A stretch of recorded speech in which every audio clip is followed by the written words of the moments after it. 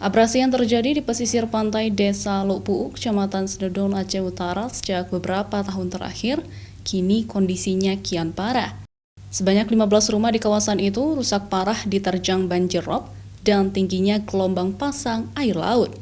Akibatnya, sebagian kepala keluarga terpaksa mengungsi ke sanak saudara dan ke tempat yang lebih aman.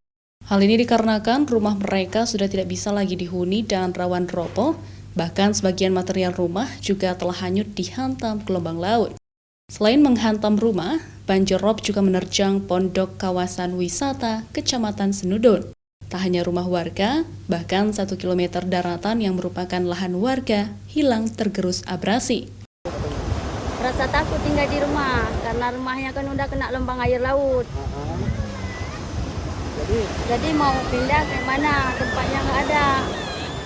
Mau buat rumah lain pun ada tanah dikasih Pak Guci sekitar 14 meter di komplek RA. Jadi nggak ada dana mau buat rumah. Iya, terpaksa tinggal di sini. Rumah yang kalau di kategori rusak memang belum sampai 26 karena di situ kayak yang terancam 26 kakak.